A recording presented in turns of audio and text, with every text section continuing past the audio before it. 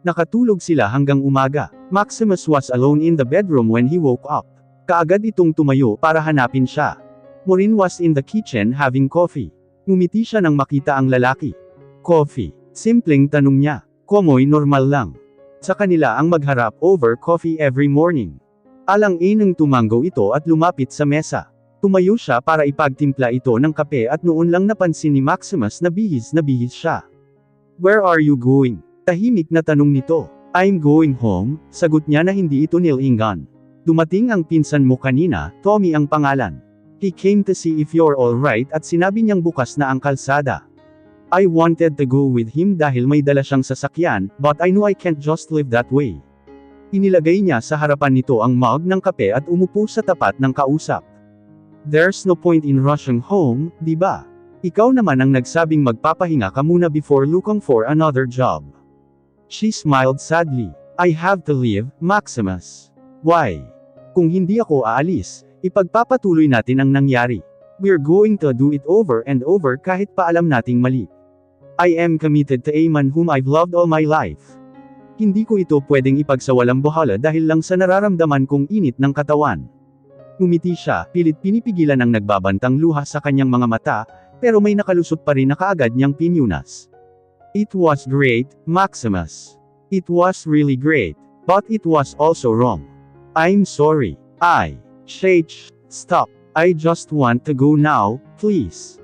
Nakahanda na ang bag niya sa paanan ng mesa. Pinuhat niya iyon. Tumayo ang lalaki. Give me your number. Tatawagan kita kapag nahanap ko na ang mga papeles. Bukas, luluwas din ako ng Baguio. Iniwan ko yung address sa tabi ng aquarium. Ipadala mo na lang sa LBC. Hindi mo na ako kailangang ihatid. Don't be silly. Ihahatid kita, he said curtly. Siya ang unang nakarating sa pinto, pero bago niya mapahit ang seradura, naramdaman niya ang pagpalibot ng mga kamay nito sa kanyang baywang. Maureen, tila hindi nito alam kung ano ang dapat sabihin. Nanatili sila sa ganoong posisyon sa mahabang sandali. If ever, you're going to need me, andito lang ako. Tumango siya. Finally, he let her go.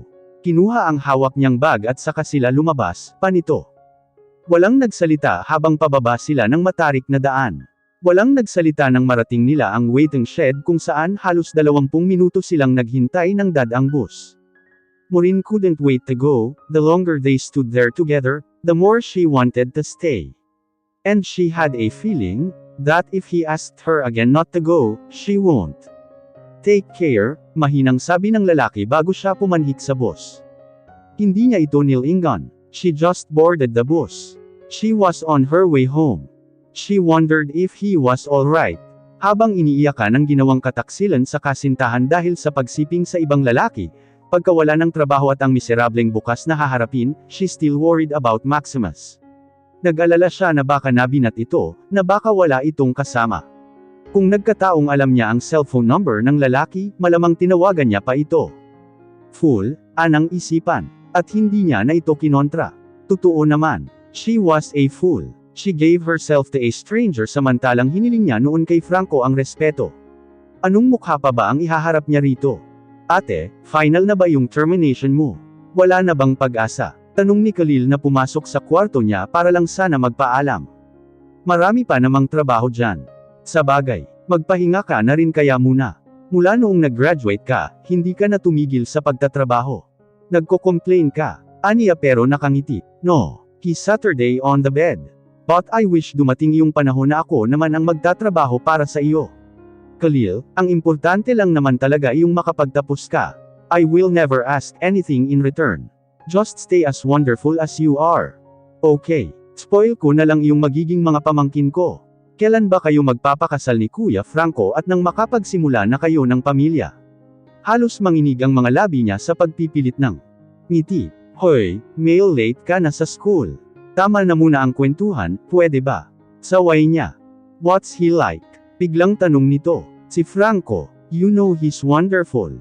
Your other fiancé. She met his gaze. And she knew that he was beginning to suspect something. Maximus is a respectable person. Wala tayong dapat ipag-alala. Bukas makalawa, the papers will be here. The papers came 2 days later. Hand-carried by Maximus. Halos mawala ng kulay ang mukha niya nang buksan ang pinto at makita ito. He looked different. Nakapag-ahit ito, nakasuot ng 6-pocket shorts at puting t-shirt na de cuello.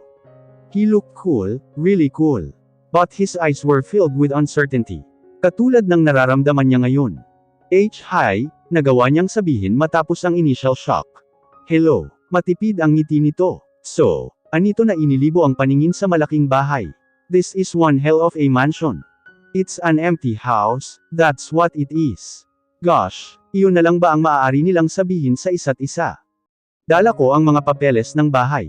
Sinunog ko na ang kasunduan nila, pagbibigay alam nito. Magkano ang? Forget it, Maureen.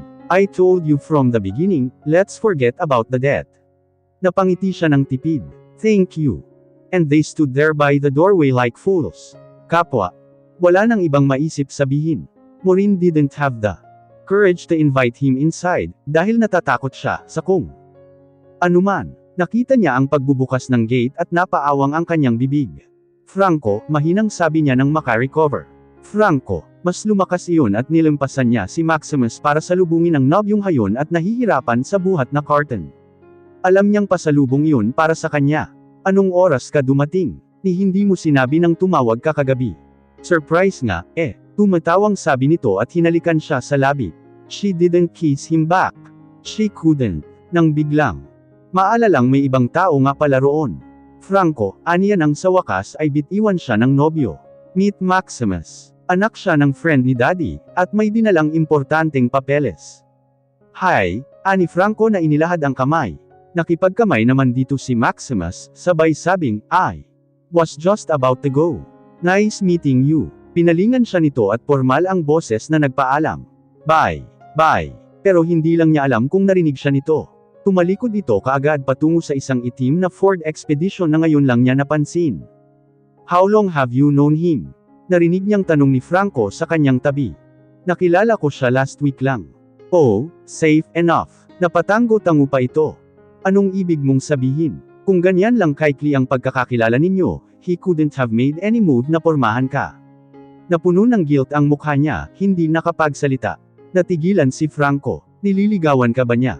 Napakunot noo ito. Hindi, mabilis niyang sagot. Then why do I feel threatened? Oh, my God, mahinang sabi niya. What? Franco, I'm so sorry. Aniya at patakbong pumasok sa bahay nila, sabay sara ng pinto bago makasunod ang nobyo. Hindi naman niya talaga ito matatakbuhan. Alam na alam nito ang paikot-sikot ng bahay nila. Kaya habang hayon siya at ibinubuhos lahat ng nararamdaman sa una na kanina pa sinusuntok, hindi niya namalayan ang pagpasok ni Franco sa kwarto niya. Sumandal ito sa dingding at pinanood siya. So, anong nangyari? Tanong nito nang sa wakas ay mapagod siya. Gulat na bumangon si Maureen. Sinabunutan niya ang buhok nang makita ito. Go away, please. You wish. Anito at nilapitan siya. At least, have the decency to tell me what's going on. I'm due to leave in an hour, Maureen. Pinilit ko lang dumaan dito para makita ka at ito ang sasalubong sa akin. Who is that guy and what's really going on? Alam niyang nawala na sa kanya si Franco nang sa wakas ay matapos ang kanyang pagkukwento. She'd lost her fiancé, her best friend. I think, anito na nagsimulang umatras, mas makabubuting bigyan natin ng sapat na panahon ang isa't isa. I don't want to lose you, Franco. You won't, malungkot na sabi nito. But I'm afraid. Things will never be the same again. She cried when he left. She cried because she'd just lost the man who had always been there for her. And she cried harder because of guilt when she realized she was crying for losing her best friend. Hindi dahil nawala ang boyfriend niya. Ang taong sa halos kalahating bahagi ng buhay niya ay pinaniwalaan niyang siyang pakakasalan niya. Isang bagay pa ang napagtanto niya. Oo nga't mahal niya si Franco but she was never in love with him. Not the way she was supposed to be. Alam niyang nasaktan ito, pero wala na siyang magagawa. Nangyari na ang isang bagay na di inaasahang mangyayari. Ginugol niya ang sumunod na mga araw sa paghahanap ng buyer ng bahay. Hiningi mo rin ang tulong ng magagaling na ahente. Sadyang pinapagod niya ang sarili sa pagnanais na pagdating ng gabi ay makatulog siya ng maayos. But she never did have a nice sleep. Tila banana Nadia na lagi siyang dinadalaw ng panaginip. Madalas nagigising siya sa hating gabi at muling napapaiyak. She was not in love with Maximus. But he got this strong power over her. She was attracted to him, all right, pero rason ba yun para sa nagawa niya? She'd just lost Franco, but she was more devastated by the fact that she would never see Maximus again. Na hindi na sila magkakaroon ng pagkakataon na pag-usapan ang nangyari sa pagitan nila at kung ano ang nararapat nilang gawin. Ngayon lang niya naisip, mabigat na desisyon para kay Maximus na sundan siya rito sa Maynila. There was a reason. Hindi lang para ibigay ang papeles. The reason was the answer to her questions, but she never got the chance to know whatever it was. 2 linggo pa ang pinalipas niya mula nang makauwi bago siya nagpunta sa dating pinagtatrabahuhan para ayusin ang termination niya. Bakit di mo subukang personal na umapila? They know you are valuable, pride lang ang nagtulak sa kanila na ay proseso ang termination mo. And of course, to show others na wala silang pinapaboran, nalulungkot na sabi ni Johan nang kumain sila sa labas. Huwag na, Johan. Siguro tama ang sinabi ni Khalil, kailangan ko ring magpahinga. Kapag nabenta na ang bahay at nakalipat na kami, saka ako maghahanap uli ng trabaho. Natapos na silang kumain. Lalabas na sana sila ng restaurant nang biglang makaramdam siya ng pagkahilo. Ihahatid na kita, concerned na sabi ng baklang kaibigan. Hindi na, pagod lang ito. Medyo na-excite sa pag-ahent ng lupa't bahay. I'm okay. Tatawagan kita kapag nakauwi na ako. Sa loob ng taxi, isinubsob niya ang mukha sa mga palad. 3 linggo pa lamang ang nakakaraan mula nang makauwi siya. She was supposed to have her period these past few days. Walang dumating. Even without confirmation, alam niyang buntis siya. She finally had the guts to take pregnancy test kit after a few days. At nang makumpirma niya ang hinala, hindi siya nagdalawang isip at nagdesisyon na sa gagawin. Bakas ang pagmamalasakit sa mukha ni Khalil nang kausapin niya ito. Are you sure you're going to be alright pag pumunta ka doon? Tanong nito. Wala naman sigurong mangyayaring masama sa akin. Maging ang mami niya ay nagulat. Bakit naman biglaan? Pupunta ka ika mo ng Baguio at hindi mo alam kung kailan ka babalik. Abay parang ang seryoso mo yata, anito nang puntahan niya ito at pinakiusapang asikasuhin ang pagbebenta ng house and lot. Kailangan ko lang po talagang mag-unwind muna. Mommy, nagpipilit ng ngiti na sabi niya. Huwag mo akong daanan sa ganyan. Ano bang problema, anak? Hindi na siya nagpaligoy-ligoy pa. Buntis po ako at hindi si Franco ang ama. She broke her mother's heart. She saw the flash of pain in her eyes. I'm sorry, Mommy. Sa wakas ay hindi na niya napigilan ng mapaiyak. Anak, hindi nito alam ang sasabihin. Sa halip ay niyakap na lamang siya nito. Andyan na iyan. Apo ko na iyan. I just wish hindi ko nakikitang lungkot ang bumabalot sa iyo. Tell me, anak, please tell me. Napasalampak sa baitang ng hagdanan si Maureen, sabay sapo ng mukha. Nagbalik siya rito na buo ang loob. She'd decided to tell Maximus about her condition. Kaya naman inipon niya lahat ng lakas ng loob. Nang dumating siya sa log cabin, nakita niyang nakakandado ang pinto. Wala si Maximus. Don't cry, aniya sa sarili. Don't cry. Maybe it's a sign. Maybe it's for the best. Ginawa mo naman ang part mo. Maybe you should go back home. Napaangat ang ulo niya at bumilis ang tibok ng puso nang marinig niya ang tunog ng papalapit na sasakyan. Ilang saglit pa'y nakita niya ang Ford Expedition na papaakyat sa maputik na kalsada. It stopped right in front of her. Dahan-daang tumayo si Maureen kasabay ng pagbubukas ng pinto ng sasakyan at paglabas ni Maximus. Hi, nagpilit ng ngiti na sabi niya.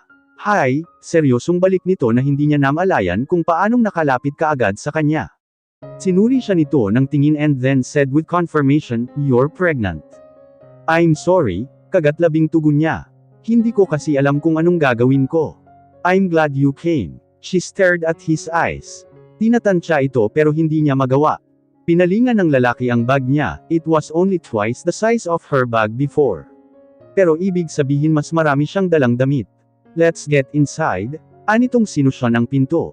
Kumain ka na ba? Ilang oras ka na dito? I just went to La Trinidad to get some stocks. Maximus, please. Tumigil ito sa akmang pagbubuhat sa bag niya. What? I don't want to talk about whether I've already eaten or what. Gusto kong malaman kung ano ang nararamdaman mo tungkol sa kondisyon ko. Sandali silang nagkatitigan. Pwede bang sa loob natin ito pag-usapan? Tugon nito pagkuwan. Wala siyang nagawa kundi ang sumunod. Ipagtitimpla kita ng kape or gatas. I have chocolate drink. Umiling ang dalaga. I don't want anything. Naupo siya sa harap ng mesa habang ang binata ay mas piniling tumayo at sumandal sa tabi ng lababo. Maniwala ka sana kung sasabihin kong hindi ko gustong mag-impose sa iyo. I know I can take care of myself and my baby without your help. Pero alam ko din na obligasyon kong ipaalam ito sa iyo. I don't want to expect anything from you, but deep inside me, Maximus, I am hoping that you will acknowledge my baby. Exactly as she'd rehearsed, she was delivering it well. Lumaki akong parang walang ama. Ayokong ganon din ang mangyari sa anak ko. I just want you to love my child. Para mapalaki ko siya na alam niyang mayroon siyang ama na nagmamahal sa kanya. You don't have to be here. You can be far away and still do that, Maximus. Hindi mo kailangang sabihin sa akin ang mga ito. I'll do my responsibility as a father, walang emosyong pahayag nito. With that, hindi na siya muling nagsalita pa. Pero hindi maikakailang nabawasan ang bigat sa dibdib niya nang marinig ang mga salitang iyon mula sa lalaki.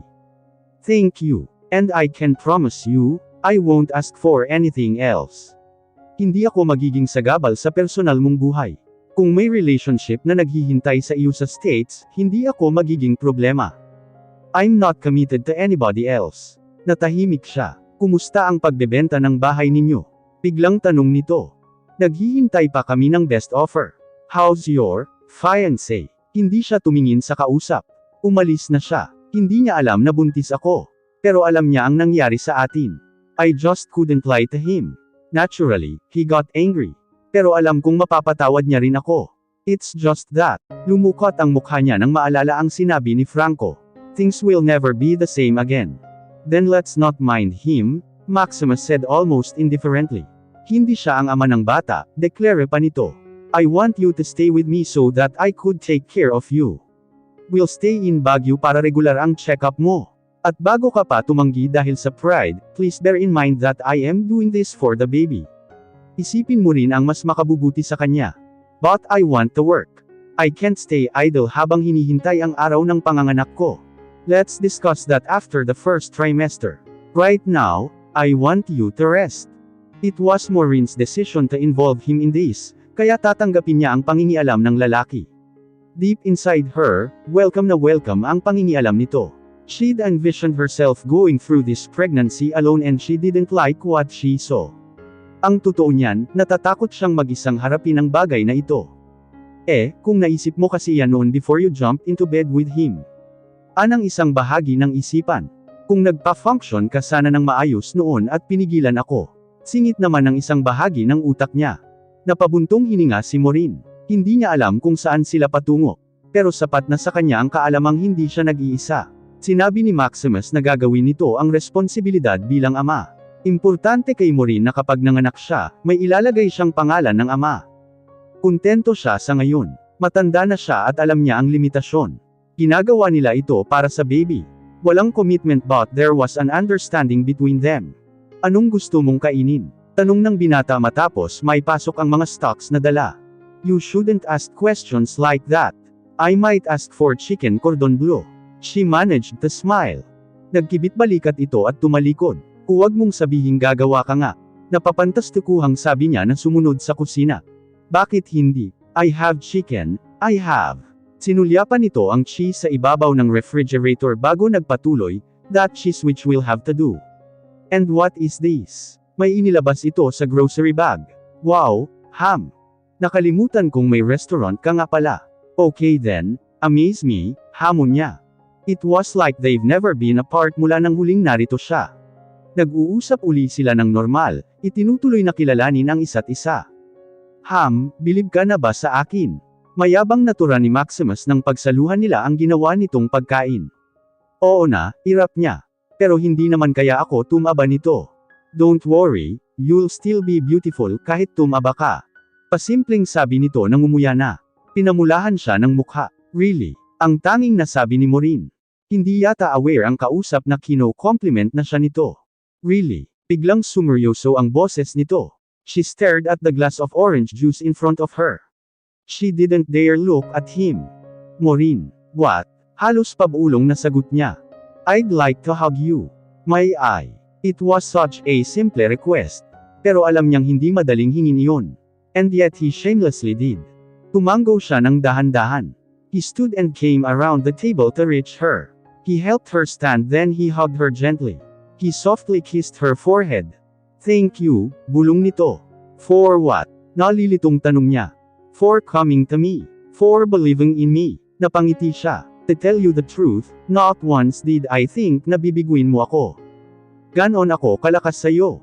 Tinaasan siya nito ng kilay, hindi naniniwala. Napatawa siya ng mahina. Okay, let me go. Hindi pa ako tapos kumain. Takaw, akusa nito pero ay nalalayan pa siyang umupo. I still can't believe you're here. Anito nang magkaharap uli sila. Gusto mong nandito ako. He nodded. You don't know how much I missed you. When you left, he answered truthfully but in a casual voice. Nagsawa kang si Nancy lang ang kausap. Nagkibit balikat ito. Parang ganon na nga. Inirapan niya ito sa kalamabi. Gusto mong maligo sa likod pagkatapos nito. You wish. He laughed out loud. You will give in. Eventually, paniniguro nito. If I know, hindi ako ang binalikan mo kundi ang jacuzzi ko. You are so right. Pero hindi na ako maliligaw doon kasama ka, hihintayin kong tulog ka saka ako pupunta. Tumatawang sabi niya na tumayo para simulang iligpit ang mga pinagkainan. Let me do that. Kaagad na kinuha nito ang plato. Maximus, I'm pregnant, hindi imbalido. I am allowed to move like a normal person, alam mo ba yon? Yeah, I know. Pero nagpapalakas lang ako. Anong ibig mong sabihin? Tinaasan niya ito ng kilay. Ayokong matulog sa sahig ngayong gabi. Hindi ako sanay. Sasakit na naman ang likod ko.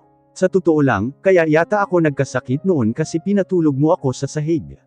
Namaywang ang hindi makapaniwalang dalaga. Ang corny mo. Please. Nagpa-cute pa ito. No touch. Promise. At least for tonight, maghugas ka na nga ng plato.